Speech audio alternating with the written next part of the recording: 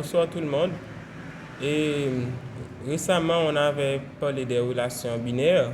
On avait donné quelques propriétés des relations binaires qui sont et, réflexivité, symétrie, transitivité. Mais on n'avait pas encore parlé de la notion d'antisymétrie. Après, on va aborder la notion qui nous intéresse beaucoup, qui est la notion de relation d'équivalence, qu'on avait déjà mentionné. Et on va également parler de classe d'équivalence parce qu'on ne peut pas parler de relation d'équivalence sans parler de classe d'équivalence.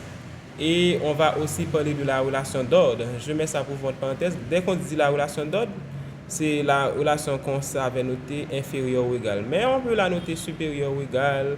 Il y a aussi strictement inférieur et strictement supérieur. Donc, en général, on appelle ça des relations d'ordre. Mais la définition est beaucoup plus générale.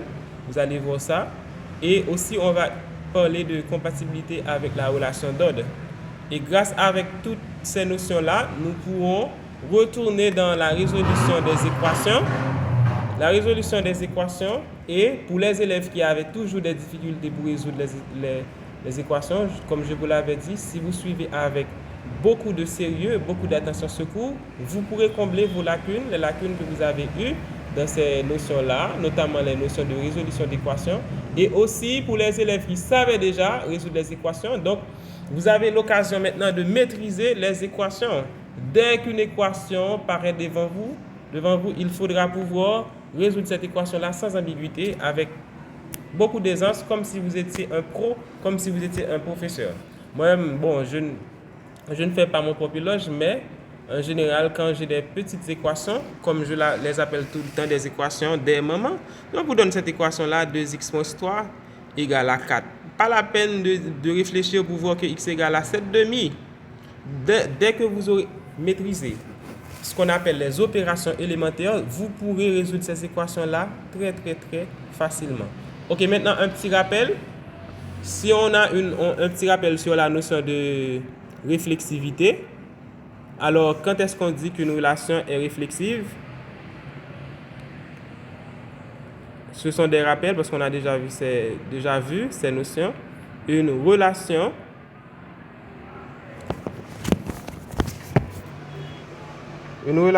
est dite. Alors, il faut noter la relation d'une certaine façon à l'aide d'une lettre. Par exemple, je vais prendre R pour relation, comme R c'est la première lettre du mot relation. Donc, je vais dire qu'une relation R est réflexive, c'est seulement si, quel que soit X, on a X en relation avec X. Deuxièmement, quand est-ce qu'on dit qu'une relation est symétrique? Une relation est symétrique, c'est seulement si, quel que soit x, y, eh bien, si x est en relation avec y, alors y est également en relation avec x. Mesdemoiselles, il faut bien comprendre ça. On n'a pas dit que si x est en relation avec y va être aussi en relation avec x. C'est pas ce qu'on a dit. On a dit si la relation est symétrique, c'est quand la relation est symétrique qu'on a cette implication-là. Mais si la relation n'est pas symétrique, on n'a pas forcément cette implication. Donc, dès qu'une relation est symétrique et dès qu'on a x en relation avec y, ça entraîne automatiquement que y est également en relation avec x. Ça, c'est la définition de la symétrie. Maintenant, troisième définition, c'est la notion de transitivité. Transitivité.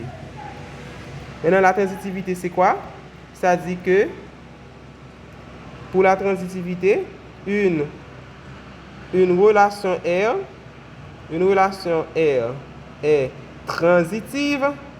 Vous voyez de transitive, vous écoutez et vous entendez le mot transfert. Ça transmet quelque chose. Si une relation est transitive, c'est seulement si, quel que soit x, y et z que je prends, alors si x est en relation avec y et y en relation avec x, alors tout ceci va impliquer que x va être en relation avec z également. J'ai mal écrit ça. C'est y en relation avec z, alors x sera en relation avec z également. La relation s'appelle transitivité. Relation de transitivité, vous allez voir la transition. Vous voyez ici, c'est x est en relation avec y et le même y est en relation avec un Z. Eh bien, par transitivité, Y transmet sa relation à Z entre X et Z. La relation qu'il y avait entre... C'est comme si Y joue un rôle de pont entre X et Z. Grâce à ce pont, X est en relation avec Z. Donc, c'est ça une relation de transitivité. Maintenant, n'allez pas penser que si X est en relation avec, par exemple, si on a A en relation avec B et B en relation avec A, ça n'implique pas forcément que A en relation... Non, désolé. Si on a A en relation avec B et B en relation avec un troisième C, ça n'implique pas forcément que A est en relation avec C également. Non. C'est vrai quand la relation, elle est transitive. Si la relation n'est pas transitive, cette implication n'est pas forcément vraie. Mais si on vous a dit à l'avance, voilà, votre relation est transitive, eh bien, dès que vous avez A en relation avec B et B en relation avec C, vous allez dire par transitivité, A sera en relation avec C. C'est par transitivité. Ok, maintenant, il faut voir la différence entre relation réflexive, symétrique et transitive. Vous allez voir que pour la relation réflexive, on a pris un seul élément qui est X. Alors que pour la relation de symétrie, on a pris 2 éléments X, Y, mais pour la relation de transitivité, on a pris 3 éléments X, Y et Z. Donc, réflexivité implique un seul élément, symétrie implique 2 éléments et transitivité implique 3 éléments. Donc, ça, c'est une technique pour vous aider à capter les définitions. Parce que dans les examens, lorsqu'on demande aux élèves de donner les définitions, les élèves ont du mal à donner les définitions. Maintenant, la dernière propriété que pourrait avoir une relation binaire, c'est la propriété qu'on appelle l'antisymétrie. Alors, c'est quoi l'antisymétrie? On pourrait penser que c'est l'opposé de symétrie, mais ce n'est pas le cas. Alors, l'antisymétrie, ça dit quoi? Eh bien, la définition dit que une relation est antisymétrique c'est seulement si, quel que soit X, Y, eh bien, si X en relation avec Y et Y en relation avec X, alors ces deux-là vont impliquer que X égale à Y. Ça, c'est la définition de la relation d'antisymétrie. En fait, vous pourrez confondre ça avec la relation de symétrie, mais ce n'est pas la même chose.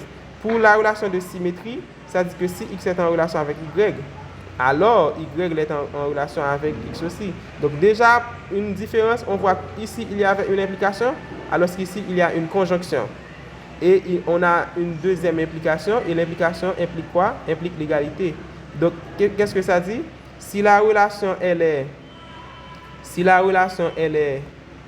antisymétrique, eh bien, le fait d'avoir que les deux éléments sont en relation, si les deux éléments sont en relation symétriquement, eh bien, ça signifie que ces éléments-là sont égaux. Je pourrais vous donner un exemple. Si on vous dit que X, si on écrit ça, X inférieur ou égal à 5.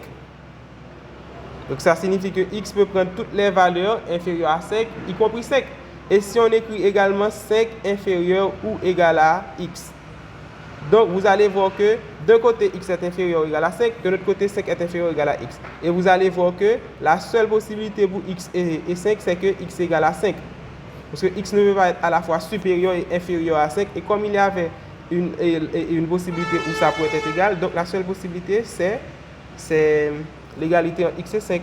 Et cette relation-là, c'est l'exemple d'une relation qui est antisymétrique, qu'on a appelé la relation d'ordre. Vous allez voir, la relation d'ordre est une relation antisymétrique.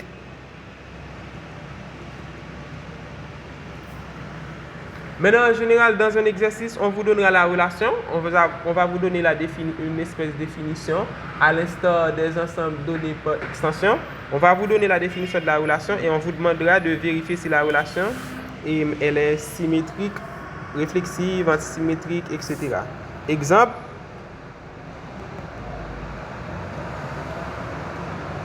On va dire soit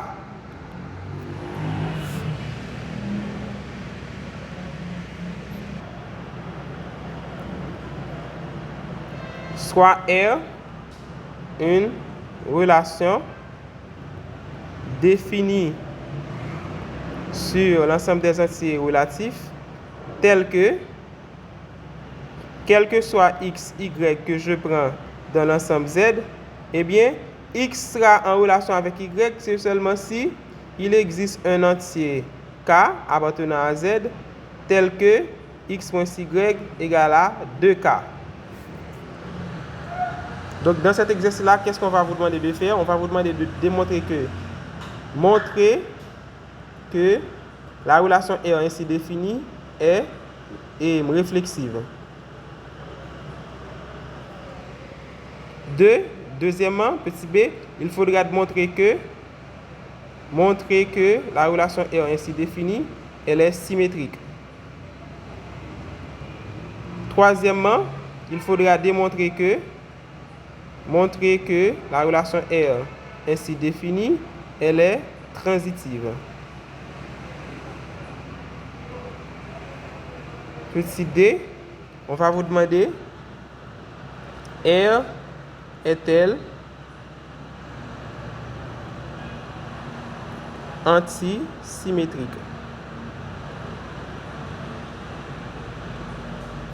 Vous voyez la différence entre la dernière question et les précédentes? Ici, on a fait une affirmation. On a dit de montrer que c'est réflexif. Donc, ça suppose que c'est déjà réflexif.